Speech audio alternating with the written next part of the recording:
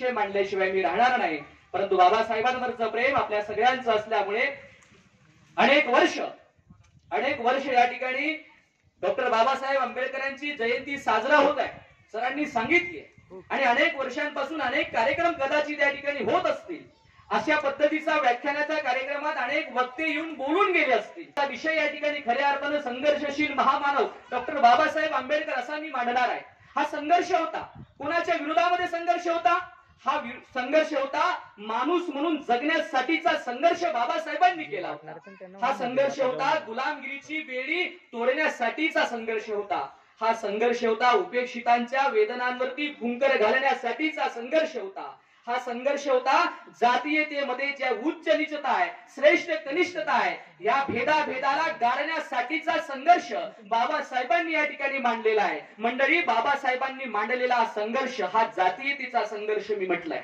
हा जातीयतेचा आपल्या समाजामध्ये, भारतीय समाजामध्ये ही जात फार परंपरागत आहे. अगदी असं म्हणतात की वेद काळापासून या जातीचा जन्म झाला आणि त्या जातींनी अनेकांना छळलं, पछाडलं. तेव्हाही छळलं, आजही छळताय. राज्यघटनेने आम्हाला अधिकार दिलेले असले, समतेचा अधिकार दिलेला असला, रस्त्यावरचा कागदावरचा समतेचा अधिकार असला तरी माणसांच्या मनामध्ये अजून समता जागृत झाली नाही. हे दुर्दैव 75व्या वर्षा निमित्तानं मला नोंदवावंसं वाटतंय. अगदी आपल्या सगळ्यांना माहिती असेल 1857 चे युद्ध. मी इतिहास मांडत नाहीये, पण इतिहासातला हा दाखला सगळ्यांनी ऐकलाय. 1857 चे युद्ध झालं. या 1857च्या युद्धाचं तात्कालिक कारण सांगितलं जायचं. काय तात्कालिक कारण सांगितलं जायचं? कारतूस प्रकरण. आपल्याला माहिती आहे त्या कारतुसांना गायची आणि डुकराची चरबी लावलेली होती. गाय म्हणजे हिंदूंना पवित्र, डुक्कर म्हणजे मुसलमानांना निषिद्ध. आणि म्हणून आंदोलन झालं, म्हणून उठाव झाला. हे जरी खरं होतं तरी त्या कारतुसांना गायची आणि डुकराची चरबी लावलेली आहे हे सैनिकांना कुठे कळलं, कसं कळलं ते समजून घ्या. मी मगाशी म्हटलंय ही जातीयता तेव्हा बी होती आणि ठासून भरलेली होती. बाबासाहेबांनी या सगळ्या जातीला तोडण्याचं कारण ते केलं. कारण इंग्रजांच्या काळात सैनिक सगळ्या जातीचे होते, सगळे सैनिक होते, पण सगळे सैनिक सगळ्या जातीचे एकत्र राहत नव्हते. लक्षात घ्या. सगळ्यांच्या सैनिकांच्या जाती आणि त्यांचे तंबू वेगळे राहायचे. मराठ्यांचा तंबू वेगळा, दलितांचा तंबू वेगळा, आणखी त्या असतील कोणी त्या जाटांचा तंबू वेगळा.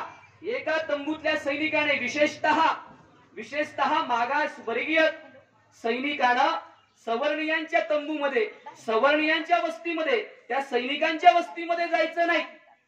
पण झालं असंच.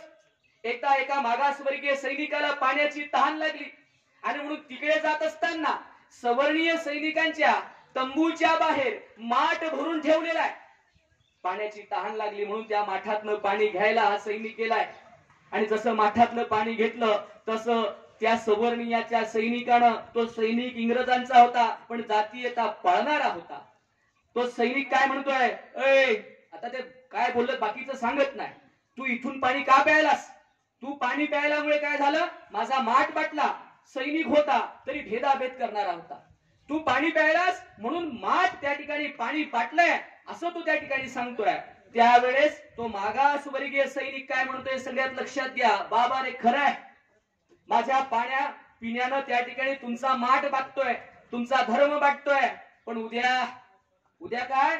उद्या तुमच्या हातामध्ये जे कारतूस येणार आहेत, जो बॉम्ब येणार आहे, ते कारतूस तोडताना तोंडानं तोडावं लागणार आहे. पण काय होणार आहे? उद्यापासून त्या बॉम्बला, त्या कारतुसांना जी चरबी लावलेली असणार आहे ती गायीची आहे. गाय तुम्हाला हिंदूंना पवित्र आहे ना, मग उद्या तुम्ही गायीची चरबी तोंडात ज्यावेळेस घेणार आहात त्यावेळेस तुमचा धर्म कुठे जाणार आहे? तेव्हा तुम्ही बाटले जाणार नाहीत का? हा सवाल ज्यावेळेस त्या सैनिकाने केला त्यावेळेस नंतरच्या कालखंडामध्ये 1857चे युद्ध झालंय. या जातीयतेला तोडण्यासाठी अनेक महामानवांनी आपापल्या पद्धतीने काम केलं, हे तेवढंच सत्य आहे.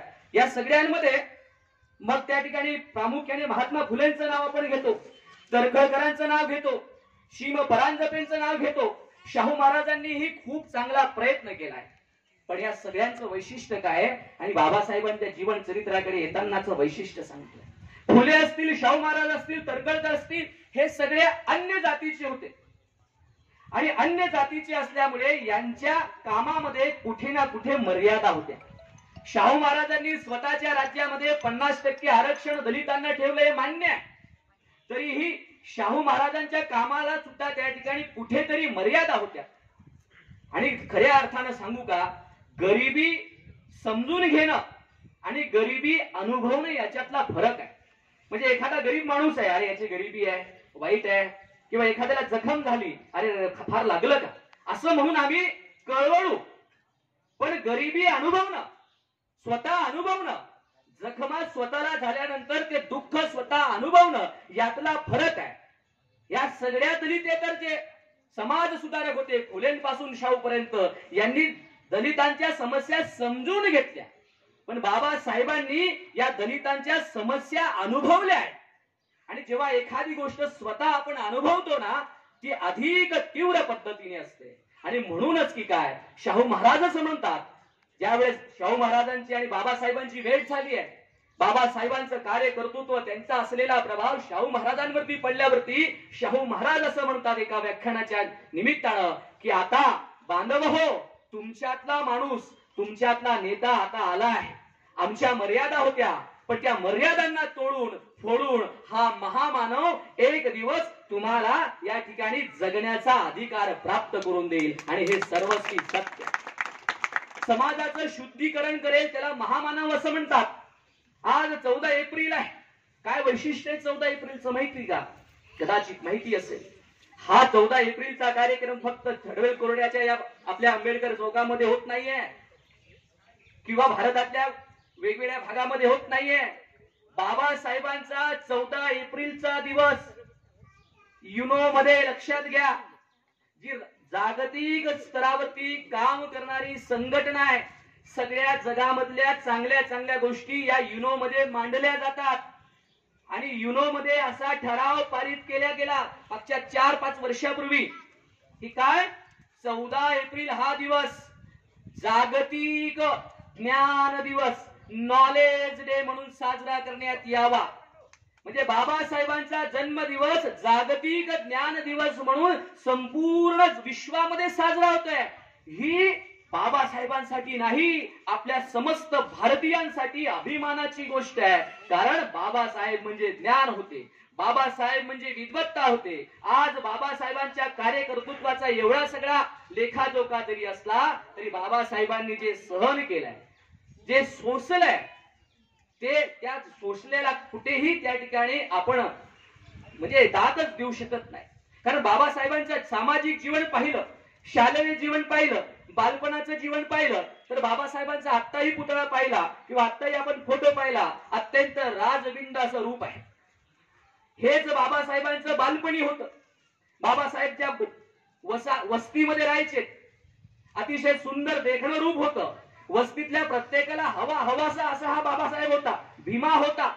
कोणाच्याही घरात सहज जावं, कोणीही सहज उचलावं, कोणीही सहज त्याच्याशी बोलावं, कोणाच्याही घरी सहज जावं, वस्तीतल्या कोणाच्याही घरात सहज खावं, इतकं सहज बालपण भीमाचं गेलंय.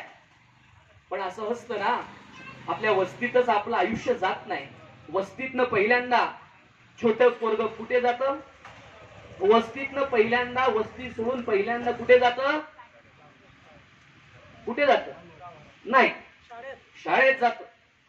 आणि शाळेत गेल्यावरती, शाळा म्हणजे समाजाचं छोटस स्वरूप असतं. जसा समाज तशी शाळा.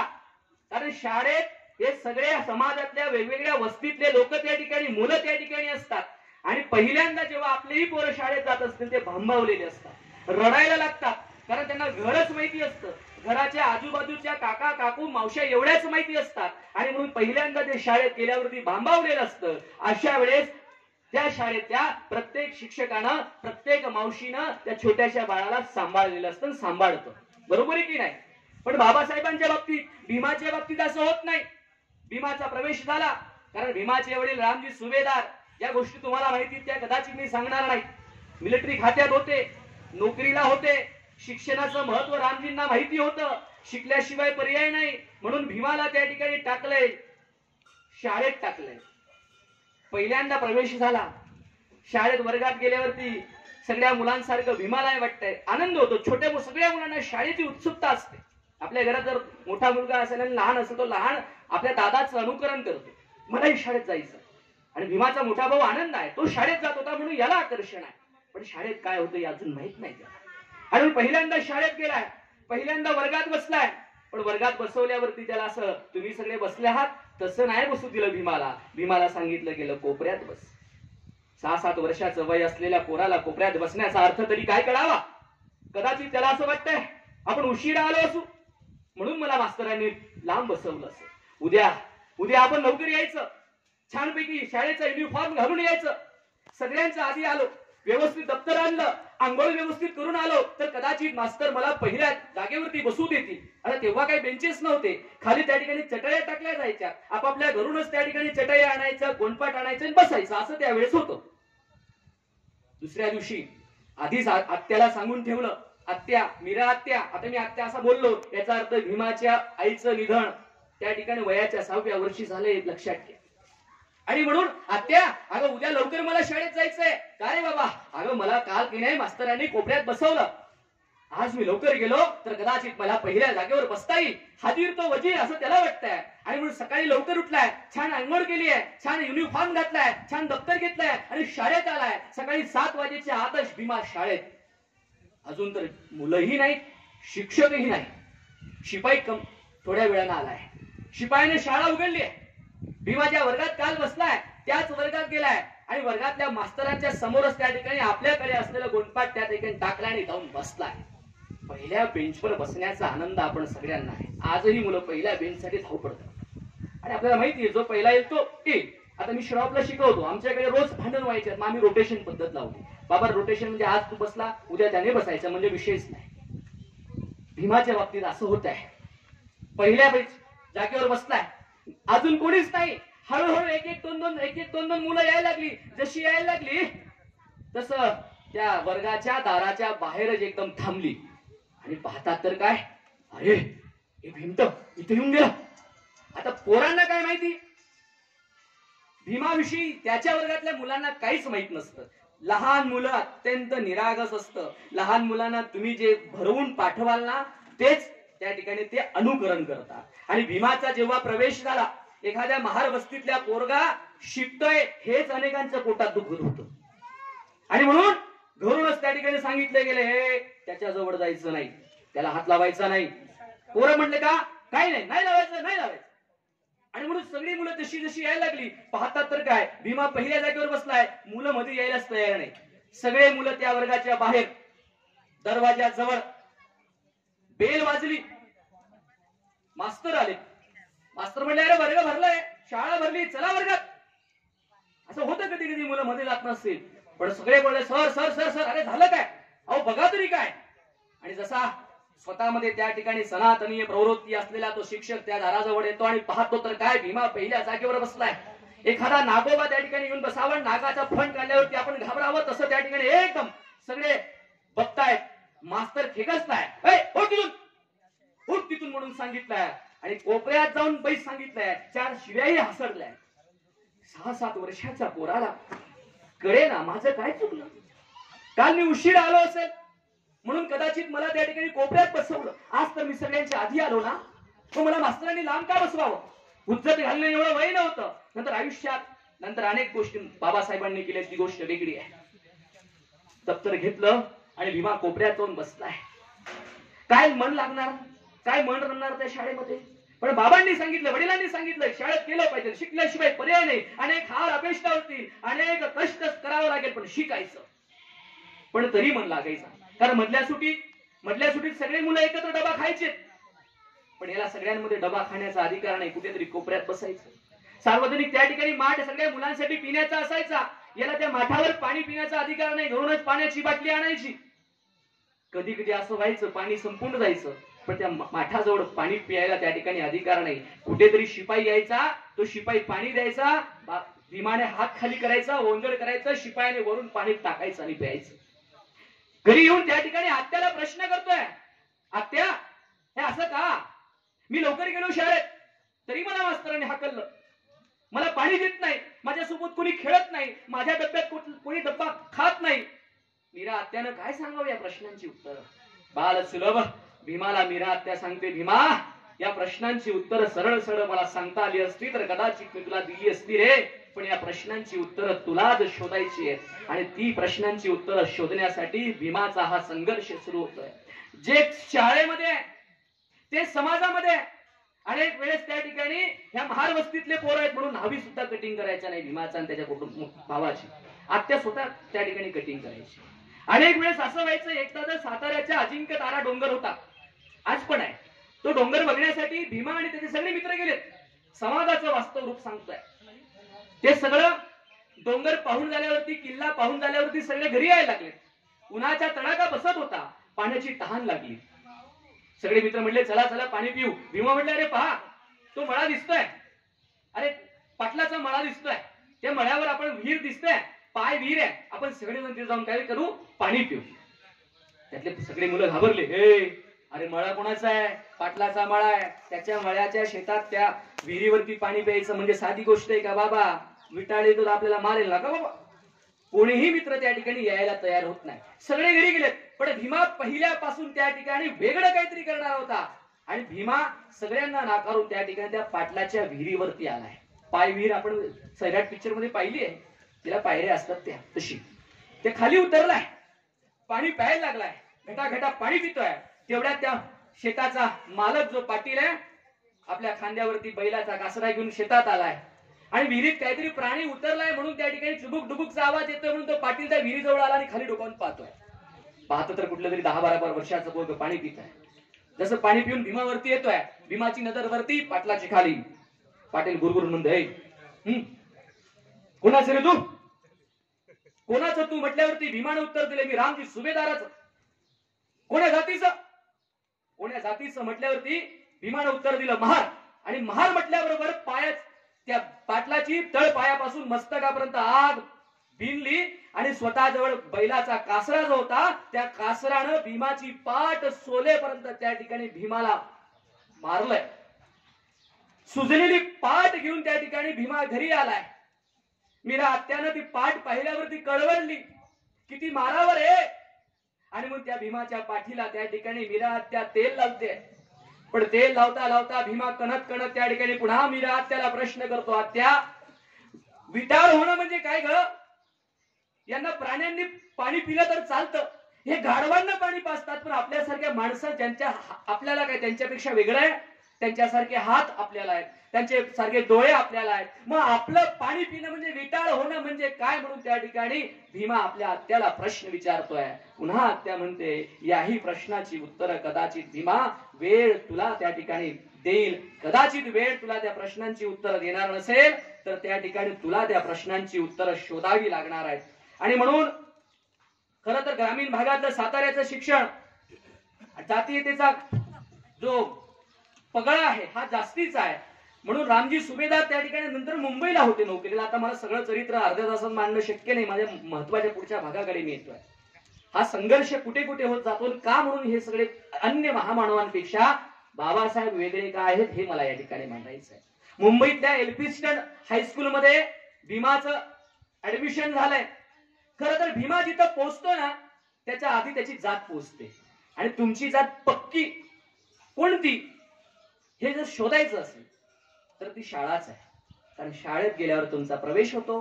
तुमचा प्रवेश झाला की तुमच्या त्या ठिकाणी कास्ट जी असेल ती मांडली जाते. म्हणून तुम्ही पोहोचण्याच्या आधी तुमची कास्ट तिथं पोहोचते आणि तुमची कास्ट पोहोचली की जे काही सनातनी आहेत ते त्या पद्धतीने तुम्हाला रिॲक्ट करायला लागतात. मी मगाशी म्हटले 75 वर्ष झाली कागदावरती आम्हाला समता मिळाली आहे, माणसांच्या मनामनामध्ये संपूर्ण समता मिळाली नाही, हे दुर्दैव आमचं आहे. आणि म्हणून भीमा तिथं आलाय. तिथेही असंच आहे. काही शिक्षक चांगले होतेच पण मुलं मात्र अजूनही पालकांनी सांगून ठेवले त्याच्या संपर्कात जायचं नाही. वर्गात बिचारा भीमा कोपऱ्यातच बसायचा, त्याला अधिकार नाहीये. एकदा असं झालं गणिताच्या मास्तरांनी भूमितीचं प्रमेय त्या ठिकाणी फळ्यावर लिहिलेलं आहे. भूमितीचं प्रमेय कोणाला सोडता येतं का म्हणून मास्तरांनी विचारलंय. खरं तर वर्गातले नेहमी म्हणणारे हुशारांना जर उत्तर येत असेल तर भीमाला विचारण्याचा अधिकार म्हणजे विचारतच नव्हते. पण वर्गात कोणालाही उत्तर येत नाही. भीमाचा हात मात्र वरती आहे. मास्तरांना आनंद झाला. बाकी सगळे पोरं बघायला लागले. हा कसं काय उत्तर देऊ शकतो, कसं काय देऊ शकतो म्हणजे तुमच्यासारखाच आहे, तुम्ही त्याला कधी समजून घेतलंच नाही. आणि म्हणून मास्तर म्हटले चल ये आणि फळ्यावरती ते प्रमेय सोडव. जसा भीमा आपल्या जागेवर उठेला आणि पुढे यायला लागला, फळ्याजवळ येऊ लागला, तसं सगळे मुलं त्या ठिकाणी गोंधळ करायला लागले. म्हणले सर सर सर सर. मास्तरांना कळे ना काय झालं. अरे झालं काय, तुमच्यापैकी कोणाला सोडायचंय का, आधी तुम्हाला प्राधान्य. म्हणले नाही तसं नाही, आम्हाला कोणाला येत नाही. मग तो सोडवतोय ना. तसं नाही हो, एक त्यातला आगाऊ. मग कसं, अहो तो त्या फळ्याजवळ चाललाय ना, जाऊ दे ना, फळ्यावरच गणित सोडवायचंय ना. तर नाही हो, त्यातला आमचे डबे, मधल्या सुट्टीत ते डबे ते खायचे, ते सगळे डबे त्या फळा असा असायचा आणि त्या फळ्याच्या मागे ते डबे ठेवलेले असायचे. अहो आमचे डबे त्या फळ्याच्या मागे. मग अहो हा फळ्याला हात लावेल, फळ्याला हात लावल्यामुळे काय होईल, आमच्या फळ्याच्या पाठीमागे असलेल्या डब्यांचा काय होईल, विटाळ होईल. म्हणजे आम्हाला मधल्या सुट्टीत डबे खाता येणार नाही. मास्तर म्हटले घ्या उठा आणि उचला तुमचे डबे जा जागेवर. कुठल्या जगात आम्ही वावरतोय. सगळे पोरं उठले मकळासारखे आणि आपापले डबे घेऊन शांतपणे बसले. भीमानं ते प्रमेय जे कोणालाही सोडवता आलं नाही ते प्रमेय सोडवलंय. मास्तरांनी भीमाचं कौतुक केलंय. कदाचित ते पहिल्यांदा कौतुक मास्तरांनी कुठली तरी केलंय आणि भीमाचा आत्मविश्वास निर्माण झाला. एखादं कौतुक एखाद्या विद्यार्थ्याचं केलं, शिक्षकांनी म्हणजे आपण पालकांनी किती बी कौतुक केलं तरी मुलांना काही कौतुक नसतं. आपल्या मास्तरांनी नुसतं सांगितलं वा. म्हणजे मग काल माझ्या मुलाने छोटस ते चित्रकलेमध्ये त्या ठिकाणी त्याने गुलाबाचं फुल काढलं.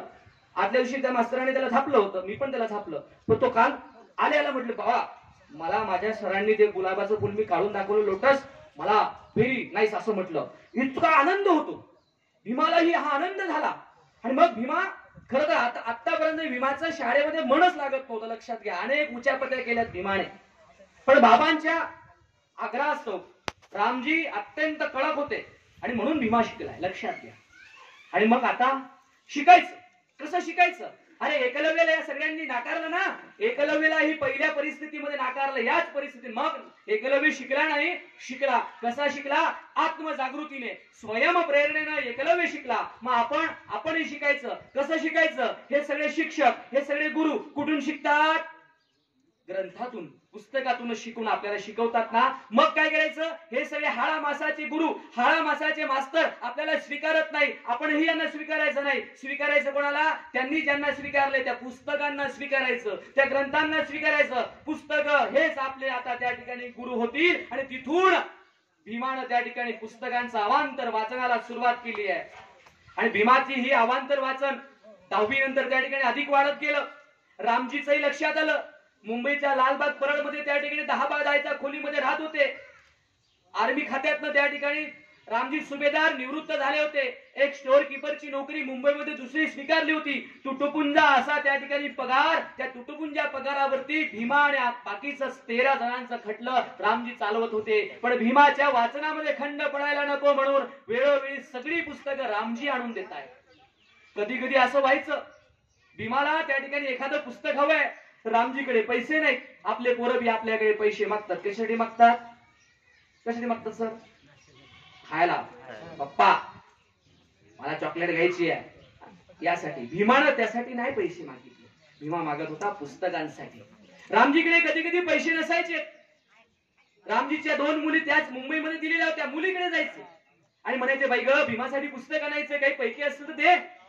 मुलीकडे बी कधी कधी पैसे नसायचे. मुली म्हणायचे सोन्याचे दागिने देऊ का. रामजी ते सोन्याचे दागिने घ्यायचे, सोनाराकडे जायचे, गहाण ठेवायचे, त्यातनं पैसे घ्यायचे, पुस्तक आणायचे, भीमाला वाचायला द्यायचे. कधीतरी पगार झाला की पुन्हा ते सोनाराकडे ठेवलेले गहाण ठेवलेले दागिने परत आणायचे, लेकीला द्यायचे. ही वाचनाची भूक थांबायला नको म्हणून त्या ठिकाणी चाललं. घरात तर वाचता येईना. मग काय करायचं, मग त्या ठिकाणी भीमा उठायचा, जवळच असलेल्या बगीच्यामध्ये जायचा. सगळे लोक बगीच्यामध्ये खेळण्यासाठी येतात, आनंद लुटण्यासाठी येतात. भीमा मात्र त्या ठिकाणी शांतपणे कुठल्या तरी कोपऱ्यात जाऊन आपल्या हातामध्ये ते पुस्तक घेतो आणि वाचत बसतोय. रोज तसंच त्या बगीच्यामध्ये एक सहदग्रस्त रोज संध्याकाळी यायचे. वयस्कर होते. शांतपणे त्या बागड्यावरती बसायचे आणि बघायचे. हे 15-16 वर्षाचं पोरग खरं तर सगळ्या मुलांसारखं येतं, पण एका कोपऱ्यात बसतं आणि बसून काय करतं, कुठेतरी पुस्तक काढतं आणि वाचत बसतं. इतकं घडून जातं की आजूबाजूला काय चाललेलं आहे त्याच्याकडे याचं लक्ष नाही. गेल्या 15 दिवसापर्यंत त्या सदग्रस्ताने त्या भीमाचं वाचनाचं निरीक्षण केलं. राहिलं नाही. म्हणून 15 दिवसानंतर त्या ठिकाणी ते सदग्रस्त त्या भीमाजवळ गेलेत. भीमा पुस्तकात गळून गेलाय. ते सदग्रस्त विचारतात. त्या सदग्रस्तांचं नाव आहे कृष्णाजी केळुसकर. कृष्णाजी केळुसकर हे नाव पुढे मी सांगेन. ते केळुसकर विचारतायत, ए बाबा काय करतोय? वाचतोय. काय वाचतोय? महात्मा फुलेंचं चरित्र वाचतोय. महात्मा फुलेंचं चरित्र काय आहे त्या चरित्रामध्ये? भीमा उत्तर देतो, हे महात्मा फुलेंचं चरित्र मला माझं चरित्र वाटतं. कसं रे? महात्मा फुलेंनाही जाती बहिष्कृत केलं, लग्नाच्या मिरवणुकीमधनं त्या ठिकाणी हाकललं. जातीयतेचा डंख महात्मा फुलेंनाही लागला. मीही जातीयतेचा डंखाचा अनुभव रोज आणि रोज घेतो. महात्मा फुलेंचं चरित्र मला माझं वाटतं. आणखी का? कारण महात्मा फुलेंची आई सुद्धा, महात्मा फुले लहान असताना त्यांना सोडून गेली. माझी आई सुद्धा मी 6-7 वर्षांचा असताना मला सोडून गेली. आणि म्हणून महात्मा फुलेंचं चरित्र मला माझं वाटतंय. भीमाला दिलेली समर्पक उत्तर कृष्णाजी केळुसकरांच्या मनाला, अंतःकरणाला त्या ठिकाणी छेदून गेली. केळुसकर म्हटले, तुला वाचण्याची फार आवड दिसते. गेल्या 15 दिवसापासून मी पाहतोय गळून गेलेला आहे. एखादा संन्यासी, एखादा साधू शांतपणे त्या ठिकाणी साधना करावी. ज्या वयामध्ये खेळलं पाहिजे, अर्धा तासही मुलं त्या ठिकाणी अभ्यास करू शकत नाही, या वयामध्ये तू तासनतास गळून जातोय हे मी पाहतोय. आणि तुझी वाचनाची ही गोळी पाहिल्यावरती मी तुला पुस्तकं पुरवेल. ये माझ्या घरी. माझ्याकडचे सगळा ग्रंथ भंडार तुझ्यासाठी उघडलाय. आणि कृष्णाजी केळुसकरांनी त्या ठिकाणी आपल्या स्वतःचे पुस्तकं त्या ठिकाणी दिली आहेत. याच कृष्णाजी केळुसकरांच्या स्वतःच्या मदतीने इयत्ता 10वीचं त्या ठिकाणी मॅट्रिक झाल्यावरती बाबासाहेबांचा त्यांच्या वस्तीमध्ये जेव्हा सत्कार झाला, याच कृष्णाजी केळुसकरांना त्या ठिकाणी अध्यक्ष म्हणून बोलवलाय. याच कृष्णाजी केळुसकरांनी पहिल्यांदा 10वी मध्ये सत्कार ज्यावेळेस त्या ठिकाणी बाबासाहेबांचा भीमाचा केला, याच केळुसकरांनी स्वतः लिहिलेलं भगवान गौतम बुद्धांचं चरित्र बाबासाहेबांना त्या ठिकाणी सप्रेम भेट दिलंय. कदाचित त्या ठिकाणी भीमाच्या हातामध्ये पहिल्यांदा बुद्धांचं चरित्र इथं आलं आणि तिथून बुद्ध विचारांचा जागर भीमाच्या मनात सुरू झालाय. नंतर याच केळुसकरांच्या मदतीने भीमाचं नंतरचं पदवीचं शिक्षण महाराजा सयाजीराव गायकवाडांच्या शिष्यवृत्तीमुळे झालं. कारण केळुसकरांनी महाराजा सयाजीराव गायकवाडांकडे त्या ठिकाणी अशा पद्धतीनं एक दलित वस्तीतलं पोरग शिक्षणासाठी धडपडत आहे म्हणून शिष्यवृत्ती द्यावी म्हणून त्या ठिकाणी शिफारस केली आहे. आणि त्या ठिकाणी बीएचं शिक्षण पूर्ण झालं. भीमाचं बीएचं शिक्षण पूर्ण झाल्यावरती भीमाला वाटायला लागलं आता करायचं काय? नोकरी केली पाहिजे. कुठे करायची? महाराजा सयाजीराव गायकवाडांच्या संस्थानात नोकरी करायची. रामजी म्हणायचे, नको रे, महाराजा सयाजीराव गायकवाडांकडे जाऊ नकोस, राजा भला आहे. पण राजाची जी सगळी बाकीची नोकर मंडळी, ती चांडाळ चौकटी, ही सनातनीय प्रवृत्तीची आहे, तुला त्रास दिल्याशिवाय राहणार नाही. पण वडिलांचं ऐकलं नाही आणि भीमा त्या ठिकाणी महाराजा सयाजीराव गायकवाडांच्या संस्थानामध्ये बीए झाल्यावरती पहिल्यांदा नोकरीला लागले. पण अनुभव वेगळा होता, अत्यंत वाईट होता. जे रामजींनी सांगितलं होतं तसाच अनुभव येत होता. भीमाच्या मनात अजून शिक्षणाची उर्मी होती. आपण अधिक शिकलं तर कदाचित ही माणसं मला स्वीकारतील असं भीमाला वाटतंय. मग पुढच्या शिक्षणासाठी महाराजा सयाजीराव गायकवाड असतील, शाहू महाराज असतील, यांच्याकडनं शिष्यवृत्ती घेतली. परदेशामध्ये गेले. एम ए अर्थशास्त्र असेल, पीएचडी असेल, एमएससी असेल, डीलिट असेल, 35 प्रकारच्या पदव्या घेऊन भीमा हा बाबासाहेब म्हणून आपल्या भारतामध्ये परत येतो. मग आता पुन्हा नोकरी करायची. चांगलं शिक्षण झालं, कुठे नोकरी करायची? ज्यांनी आपल्याला दिलं त्यांच्यासाठी करायचं. पुन्हा त्या ठिकाणी सयाजी गायकवाडांच्या संस्थानात नोकरी स्वीकारली. मोठ्या हुद्द्यावर, आपल्या भाषेमध्ये कलेक्टरच्या रेंजची नोकरी मिळाली. पण दुर्दैव काय पहा, नोकरी मिळाली, छान नोकरी सुरू झाली, काम बरोबर होतं, पण आजूबाजूची माणसं मात्र बाबासाहेबांना स्वीकारत नव्हती. आजूबाजूची व्यावसायिक किंवा आपली रेंज असलेलं जाऊ द्या, बाबासाहेबांच्या हाताखालच्या शिपाई, बाबासाहेबांनी एखादी फाईल मागितली तर हा शिपाई फाईल आणायचा आणि बाबासाहेबांच्या टेबलावर फेकायचा. बाबासाहेबांना कळे ना काय झालं. एकदा झालं, दोनदा झालं. बाबा म्हटले, काय रे बाबा, काय अडचण आहे का तुला? म्हटलं, अडचण काही नाही. मग अरे तू शिपाई असून मी माझ्या अंगावर अशी फाईल फेकावी म्हणून फेकतो काय? हातात आहे ना. हातात तुमच्या? आणि मी? मग काय, तू शिपाई तू केलं पाहिजे. जमणार नाही का? अहो मी वरच्या वर्णाचा आहे, तुम्ही खालच्या वर्णाचे, तुम्ही असाल अधिकारी. पण मी तुमच्या हातात फाईल देणार नाही. तुमच्या हातात फाईल दिली तर तुम्हाला स्पर्श होईल. तुम्हाला स्पर्श झाला की मला विटाळ होईल. मला विटाळ झालं की मला घरी जाऊन आंघोळ करावी लागेल. म्हणून तुमच्या हातात मी फाईल देणार नाही. बाबासाहेब त्या ठिकाणी त्या शिपायाकडे बघत राहिले. हे काय? अस्वस्थ झाले. त्या दिवशी संध्याकाळी बाबासाहेब ऑफिस सुटल्यावरती, कार्यालय सुटल्यावरती घरी गेलेत. नवे घरी जाण्याऐवजी एका बाहेर असलेल्या निवांत जागेवरती गेलेत. एका झाडाखाली बाबासाहेब त्या ठिकाणी बसलेत आणि शिपायाने ज्या पद्धतीने वागलं त्या सगळ्यांचा मनस्ताप त्या ठिकाणी बाबासाहेबांना होऊ लागला. बाबासाहेब आतल्या आत विचार करतायत, अरे मला वाटलं होतं की शिक्षणानं माणूस सुधारतो, शिक्षणानं कदाचित माणसं आपल्याला स्वीकारतील असं मला वाटलं होतं. पण काय, अरे मी एवढं शिकल्यानंतरही माझ्या हाताखालचा शिपाई मला म्हणतो विटाळ होईल, तर मी ज्या समाजात आलोय त्या समाजाची काय अवस्था असेल. जर असं चालणार असेल तर काही उपयोग नाही. समाजाला त्या ठिकाणी न्याय हक्कांसाठी मला काम करावं लागेल. आणि तिथून बाबासाहेब ढसा रडले आणि इथून क्रांतीची मशाल पेटली असं मला वाटतंय. आणि तिथून बाबासाहेबांनी ठरवलं, संपलं आता आपलं वैयक्तिक आयुष्य संपलं. स्वतःच्या वैयक्तिक आयुष्याकडे लक्ष द्यायचं नाही. आता काम करायचं आपल्या समाजासाठी. त्यांना न्याय हक्क मिळवून द्यायचा, त्यांना मानाचं स्थान मिळवून द्यायचं. आणि तिथून खऱ्या अर्थानं सामाजिक क्रांतीला सुरुवात होते. आणि तिथून खऱ्या अर्थानं मग बाबासाहेबांनी समाज परिवर्तनाला हातात घेतलाय. मग समाजाचं काम करायचं असेल तर लक्षात घ्या, मी नेहमी म्हणतो की जिन्होंने निजी स्वार्थ पर पानी छोड़कर मानव जाति के कल्याण के लिए अहोरात्र परिश्रम करने में जीवन की सफलता मानी है, वही समाज और राष्ट्र को आगे बढ़ा सका है. स्वतःच्या स्वार्थाचं काम करता करता समाजाचं काम होत नाही. बाबांनी स्वतःच्या आयुष्यावरती तिलांजली दिली आणि आपल्यासाठी काम उभं केलं. काम करायचं असेल तर आदर्श पाहिजे. आणि आदर्श भगवान गौतम बुद्धांना आदर्श गुरु म्हणून ठेवलाय, गुरु म्हणून त्या ठिकाणी स्वीकारलाय, महात्मा गुरु म्हणून स्वीकारलाय. आणि सामाजिक क्रांतीचं त्या ठिकाणी आंदोलन उभं राहिलं. मग आपल्याला माहितीये ज्या पाण्यासाठी लहानपणापासून बाबासाहेबांना त्या ठिकाणी जंग पचाळावं लागलं, हे बाबासाहेबांना नाहीये, बाबासाहेब आपल्यातले एक होते. लक्षात, पाण्याचा संघर्ष, पाण्याचा संघर्ष मिटवलाच पाहिजे म्हणून महाडचा 14 वेळाचा सत्याग्रह बाबासाहेबांनी केला. आपल्याला माहिती आहे, कदाचित त्या ठिकाणी देव भेदाभेद करत नाही, पण देवाचे जे काही त्या ठिकाणी दलाल असतात ते भेदाभेद करायला शिकवतात. देव कधी भेदाभेद करायला शिकवत नाही. आणि म्हणून मंदिराचा त्या ठिकाणी आम्हाला अधिकार आहे, मंदिरात प्रवेश मिळाला पाहिजे. म्हणून कदाचित त्या ठिकाणी काळाराम मंदिराचा प्रवेश आपल्याला माहितीये. खरं तर 14 तळ्याचा सत्याग्रह हे स्वतंत्र 2 तास बोलता येईल. काळाराम मंदिराचं आंदोलन स्वतंत्र बोलता येईल, पण आता तेवढा वेळ नाही. पण याच्यातून ठिणगी पेटत गेली आणि ते केलंय.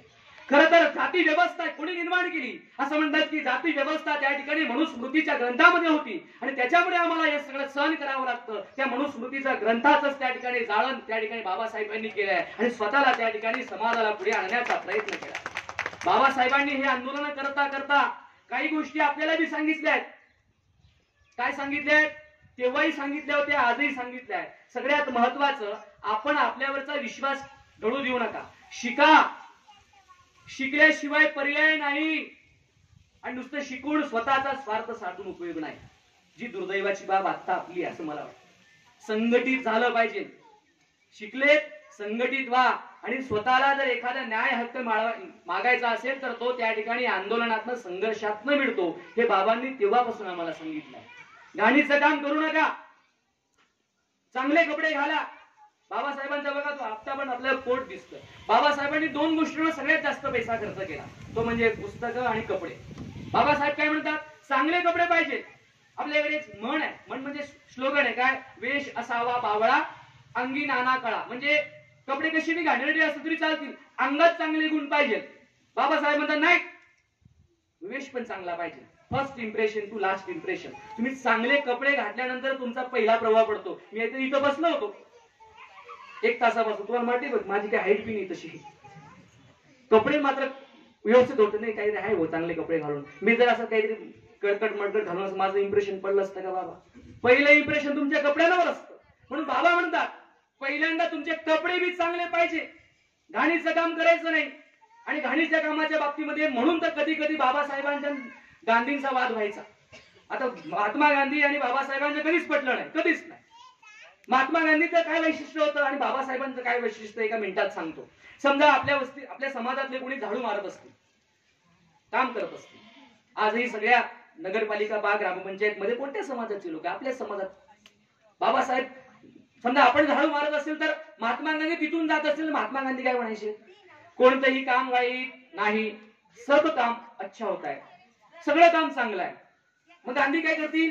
गांधी तो झाडू मारतोय ना, त्याच्या जवळ आणखी दुसरा झाडू घेतील. चल बाबा तू मारतोय ना, मी पण मारू लागतो, चल साफ करू. बाबासाहेब काय म्हणतात? बाबासाहेब जर झाडू मारताना त्या ठिकाणी दिसतात तर बाबासाहेब असं म्हणणार नाही, आण दुसरा झाडू मी पण मारतो. बाबासाहेब त्याला प्रतिप्रश्न करतील, हे झाडू का मारतोय? तुझ्या हातात झाडू कोणी दिला? तुझ्या हातात झाडू कोणी दिला? हा प्रश्न त्या ठिकाणी बाबासाहेब विचारतील. तुझ्या हातात झाडू दिलाय त्या ठिकाणी या समाज व्यवस्थेने. तुझ्या हातात लेखणी आली पाहिजे. जर तुझी लेखणीची एवढी क्षमता असेल, तू तेवढा हुशार असेल, तर तुझ्या हातात झाडू नाही लेखणी आली पाहिजे. आणि म्हणून ज्याच्या मध्ये क्षमता नसेल त्यांनी करावं झाडूचं काम. पण तू मुळात हुशार आहे तरी पण तू त्या जातीतला आहे म्हणून तू झाडूच मारला पाहिजे, हे चालणार नाही. गांधींचं हे होतं, मार रे बाबा, तू पण मार, मी पण मारतो. ही वैचारिक दुरी या दोघांमध्ये होती. आणि म्हणून बाबासाहेबांनी नेहमी सांगितलंय, शिक्षण हे वाघिणीचं दूध आहे, ते पिल्याशिवाय गुरगुरता येत नाही. आणि म्हणून त्या ठिकाणी शिका बाबा, आणि शिकल्यावरती स्वतःचा स्वार्थ साधून स्वतःला कोंडून घेऊ नका. समाजासाठी काहीतरी दिलं पाहिजे. मी शिकलो, मोठा झालो, चांगल्या हुद्द्यावर बसलो, आता माझा समाजाशी काही घेण देण नाही, असं नका करू. मला असं वाटतंय आता शहरांमध्ये जी जी मोठ्या पदावरती आपल्या समाजातली माणसं आहेत ती सगळी खेड्यातली आहेत. पण मी असं म्हणेल, त्या सगळ्यांनी 14 एप्रिलला तुमच्या शहरात अभिवादन करण्यापेक्षा तुमच्या गावागावांमध्ये या, तुमच्या वस्तीमध्ये या आणि हा महोत्सव साजरा करा. तुम्ही इथं आलात तर ही पोरं जी शिकतायत ना आता, त्यांना प्रेरणा मिळेल की आपल्या वस्तीतला, आपल्या भागातला, आपल्या जातीतला, आपल्या समाजाचा माणूस क्लासरूम अधिकारी आहे, मोठ्या हुद्द्यावर आहे. आज बाबासाहेबांना अभिवादन करण्यासाठी 14 एप्रिलला मी अभिवादनाला माझ्या गावातल्या माझ्याच चौकात जाईल, हा संकल्प करा. ही प्रेरणा दिली गेली पाहिजे. असं झालं तर समाज खऱ्या अर्थानं प्रेरणा घेऊन अजून आपल्याला खूप मोठं ध्येय गाठायचं आहे. शेवटच्या भागाकडे मी येतो, कारण मी आधीच म्हटलंय वेळ होत चालली आहे. बाबासाहेबांनी घोषणा केली होती, धर्मांतराची घोषणा केली होती. बाबासाहेबांनी धर्मांतराची घोषणा केली. अनेकांना वाटायचं आता बाबासाहेब मुसलमान होणार, अनेकांना वाटायचं ख्रिश्चन होणार, अनेकांना वाटायचं यहुदी होणार. ख्रिश्चन आणि मुसलमानांना वाटलं की आपल्याकडे येत असेल तर बाबासाहेब अनेक अनुयायांना घेऊन आपोआप आपली संख्या वाढेल. पण बाबासाहेबांचं एक ध्येय, मला बाबासाहेब का आवडतात? वैयक्तिकरित्या माझ्या वैयक्तिक आयुष्यामध्ये माझं पाटील नाव सांगितलं गेलं, मी कुणबी आहे. पण मी महाविद्यालयीन स्तरावरती ज्यावेळी शिकायला लागलो, समजायला लागलं, तर सगळ्यात जवळचं साहित्य जे आहे ते मला दलित साहित्य आणि ग्रामीण साहित्य वाटायचं. आणि एम ए ला असताना सगळ्यात जास्त मार्क्स मला ग्रामीण आणि दलित साहित्यामधले आहे. मी कदाचित जातीने दलित नाही आहे, पण परिस्थितीने मात्र मी दलित आहे. सामान्य वर्गातला आहे, गरीबातल्या घरातला मी आहे. माझ्या आईला वाचता येत नाही, माझ्या आईला वाचता येत नाही. वडील जमतेम 4वी 5वी शिकले असतील, पण शिकलो. बाबासाहेबांच्या त्या ग्रंथांनी मला प्रेरणा दिली. मी कदाचित जातीनं नाही, पण दळलेला आहे परिस्थितीने, आणि म्हणून प्रेरणा मिळाली. बाबासाहेबांनी धर्मांतराची घोषणा केली होती. पण एक गोष्ट लक्षात घ्या, बाबासाहेबांचा आता मला विचार या गेल्या 15-20 वर्षात अधिक प्रकर्षाने जाणवणारा विचार. अनेक विषयांवरती मी बोलतो, अनेक विषयावरती सावंत सर आणि मी कॉम्पिटिटर आहे, तुमच्या शाळेत असते. आम्ही अधिक वर्ष म्हणजे मी 6-7 विषयात एम ए, सर 8-10 विषयात एम ए, अजून मी शिकतोय. शिकत राहिलं पाहिजे. पण शिकता शिकता विचार यायला लागला. बाबासाहेबांचा एक दृष्टिकोन शेवटचा सांगतोय, समाजासाठी आहे, ते आहे सगळ्या. बाबासाहेबांनी एवढा राष्ट्रभक्त व्यक्ती माझ्या अजूनपर्यंत वाचण्यात नाही, पाहण्यात नाही, इतके राष्ट्रभक्त. आपल्याला माहिती आहे बाबासाहेबांनी धर्मांतराची घोषणा केली. बाबासाहेबांचं एक वाक्य नेहमी असायचं, काय? प्रथमतः मी भारतीय आहे, प्रथमतः मी भारतीय आहे. I am first Indian. मी प्रथमतः भारतीय आहे, नंतर मी माझ्या जातीचा, नंतर मी माझ्या गावाचा नाही. प्रथमतः मी भारतीय आहे आणि अंतिमतः ही मी भारतीयच आहे. ही बाबासाहेबांच्या आतील उर्मी होती. आणि म्हणून मी जर धर्मांतर करणार असेल तर माझ्या राष्ट्राला कोणत्याही प्रकारचा धोका पोहोचणार नाही, हा विचार बाबासाहेबांनी केला. मी धर्मांतराची घोषणा केली. बाबासाहेबांनी लगेच दुसऱ्या दिवशी धर्मांतर केलं नाही. 2-4 वर्षाचा कालखंड गेला. तोपर्यंत तरी तथाकथित धर्म मार्तंड सुधारतील आणि आपल्याला माणूस म्हणून जगण्याचा अधिकार देईल. पण हाय दुर्दैव आमचं असेल कदाचित. आणि बाबासाहेबांनी त्या ठिकाणी याच भूमीमध्ये असलेला धर्म, याच भूमीमध्ये निर्माण झालेला भगवान गौतम बुद्धांचा धर्म धम्म त्या ठिकाणी बाबासाहेबांनी स्वीकारला. हा राष्ट्रीय विचार त्या ठिकाणी आहे. आणि म्हणून मित्र हो, अजून किती सुरुंग किती स्फोटके पेरणार, अजून किती सुरुंग किती स्फोटके पेरणार, बेचिराग जर झाले तर मग मागे कोण उरणार? का कुणी घेत नाही मानवतेची दीक्षा? अरे का कुणी घेत नाही मानवतेची दीक्षा? अरे वाचविणारा श्रेष्ठ असतो मारणाऱ्यापेक्षा, अरे वाचविणारा श्रेष्ठ असतो मारणाऱ्यापेक्षा.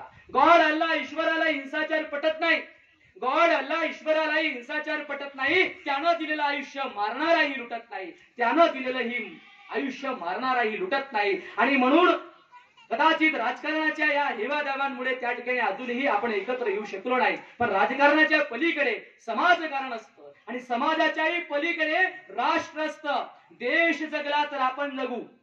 जर देश जायला नाही, मी गण बंगले घेतलेत, गण प्रॉपर्टी घेतली सावंत सर, आणि सारखा माझ्या आपल्या गावावरती बॉम्बस्फोट झाला तर काय आपण पाहतोय. म्हणून राष्ट्र प्रथम आहे.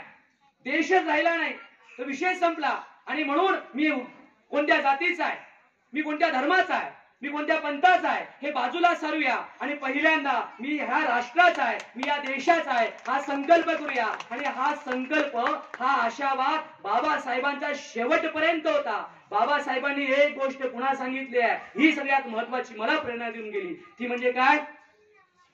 व्यसन करू नका. बाबांसारखं निर्व्यसनी आयुष्य कोणाचंच नव्हतं. बाबांसारखं शुद्ध चारित्र्य बाबांनी जेवढं सांभाळलं ना तेवढं कोणाला सांभाळता आलं नाही. कारण बाबा जेवढे मोठे होते ना, आणि माणूस जेवढा मोठा असतो तेवढे त्याचे विरोधक बी मोठे असतात. आणि म्हणून या माणसाला कुठे अडकवता येईल का? पण बाबांचं निष्कलंक चारित्र्य हे आम्हाला प्रेरणा देणार आहे. निष्कलंक चारित्र्य हे आम्हाला प्रेरणा देऊन आम्हाला काहीतरी शिकवत आहे. बाबांचा राष्ट्रवाद आम्हाला त्या ठिकाणी लक्षात ठेवावा लागेल. आणि म्हणून मी जाता जाता अंतिमता एवढंच सांगेल की यापुढे आपल्या सगळ्यांचा एकच धर्म, एकच धर्म आपण सगळ्यांनी मानूया, तो म्हणजे राष्ट्र धर्म. यापुढे आपल्या सगळ्यांची एकच जात. आता काही या जातीचा त्या जातीचा सोडूया. यापुढे आपल्या सगळ्यांची एकच जात, ती म्हणजे मानव जात त्या ठिकाणी आपल्याला मानायची. यापुढे आपल्या हातामध्ये एकच झेंडा पाहिजे आणि तो म्हणजे तिरंगा झेंडा असला पाहिजे. यापुढे आपल्या सगळ्यांना त्या ठिकाणी एकच ग्रंथ हातात ठेवावा लागेल. आता गीता, कुराण, बायबल आपापल्या घरात ठेवा, तिला अंगणात आणि रस्त्यावर आणू नका. त्या रस्त्यावर आणि अंगणात आल्या की काय होते गेल्या फक्त आपण 15 दिवसांपासून. आणि म्हणून आपल्या हातामध्ये गीता, कुराण, पुराणाची गरज नाही. या राष्ट्राला उभं करायचे मी पुन्हा पुन्हा सांगतोय. राष्ट्र प्रथम हे बाबासाहेब सांगतायत, राष्ट्र अंतिम हे बाबासाहेब सांगतायत. आणि म्हणून आम्ही लोकशाही स्वीकारली, आणि ही लोकशाही स्वीकारली ती संविधानामुळे. आणि म्हणून सगळ्यांच्या हातामध्ये एकच ग्रंथ यापुढे राहील, तो म्हणजे संविधान. सगळे प्रश्न संपले, सगळे प्रश्न संपले. यापुढे एकच घोष, काय? एकच मंत्र, सत्यमेव जयते, जो आम्ही सारनाथच्या स्तूपावरून घेतलाय, तोच आमच्या आयुष्यातला मंत्र राहणार आहे. आणि एकच उद्घोष, हा उद्घोष सगळ्यांच्या मनामध्ये राहू द्या. मग बघा या देशाच्या सगळ्या समस्या संपतात की नाही. तो एकच उद्घोष आहे, तो म्हणजे भारत माता की जय. क्योंकि भारत जमीन का टुकड़ा नहीं है, जीती जागती राष्ट्र माता है. हिमालय इसका मस्तक है, गौरी शंकर शिखा है, कश्मीर किरीट है, पंजाब और बंगाल दो विशाल कंधे है, विंध्याचल घटी है, नर्मदा कर्दनी है, पावस के काले काले मेघ इसके कुंतल केस है, चांद और सूरज इसकी आरती उतारते हैं, इसका कंकर कंकर शंकर है, इसका बिंदु बिंदु गंगाजल है. ये तर्पण की भूमि है, ये अर्पण की भूमि है. और इसीलिए भारत माँ तुझे सलाम है. भारत हे सर्वस्व आहे, हे बाबासाहेबांनी आम्हाला शिकवलं आहे. आणि म्हणून बाबासाहेबांचा राष्ट्रवाद आपल्या देशासाठी, आपल्या सगळ्यांसाठी अतिशय महत्वाचा आहे. बाबासाहेबांच्या जयंतीच्या निमित्तानं मला आपल्या गावामध्ये या ठिकाणी येता आलं. विशाल भाऊ म्हटले या आमच्या संपर्कातले होते, म्हटलं येतो. भाऊंचा तसा काही माझा परिचय नाही, आता वक्ता असल्यामुळे अनेक कार्यक्रम अनेक विषयांवरती मी बोलतो. भाऊ म्हटले या, म्हटलं येतो. आपल्या गावाला येता आलं, बाबासाहेबांना त्या ठिकाणी वंदन करता आलं. आपल्या सगळ्यांना त्या ठिकाणी मी बोलायला येतो, म्हणजे आपल्या सगळ्यांचा आशीर्वाद त्या ठिकाणी घ्यायला येतो. बोलता बोलता कदाचित माझ्याकडनं एखादा संदर्भ चुकला असेल तर तो या पामराचा असेल. आणि जे काही आहे ते बाबासाहेबांच्या प्रेरणेने जे काही वाचलंय ते आपल्यासोबत या ठिकाणी मांडलंय. आपल्याला वाटलं तर आपल्याही भागांमध्ये, आपापल्या गावांमध्ये, आपल्या आपल्या नातेवाईकांमध्ये मला नक्की त्या ठिकाणी बोलवा. बाबासाहेबांना मी नेहमी सांगतो, तुमच्याच लोकांनी काय मांडायचं.